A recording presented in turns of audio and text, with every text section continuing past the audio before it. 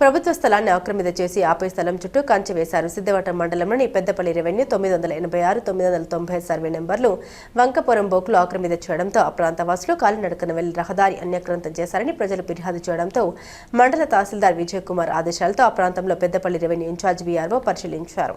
ఈ సందర్భంగా ఆయన సోమవారం మాట్లాడారు. మాధవరం గ్రామంలోని జగనన్న కాలనీ లేఅవుట్ సమీపాన వంకపరంబోకు డీకేటీ స్థలంలో మాధవరం గ్రామానికి చెందిన రవి అనే వ్యక్తి 3 సెంట్ల ప్రభుత్వ స్థలం నందు చుట్టూ కంచె నాటినట్లు ప్రజల నుండి ఫిర్యాదు రావడంతో మండల తహసీల్దార్ విజయ్ కుమార్ ఆదేశాలతో ఆ ప్రాంతంలో పరిశీలించామని, చుట్టుపక్కల నివాసమున్న గృహ నివాసుల్ని అడిగి వివరాలు సేకరించామని, ప్రభుత్వ స్థలం చుట్టూ కంచె నాటిన వ్యక్తికి నోటీసులు జారీ చేసి ఆక్రమిత స్థలాన్ని స్వాధీనం చేసుకుంటామని వీఆర్ఓ కేశవులు తెలిపారు.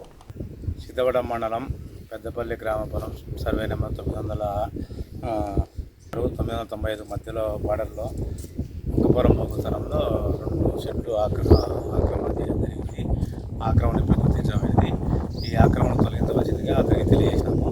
లేని పక్షంలో మేము తొలగిస్తామని హెచ్చరిక చేసినాము.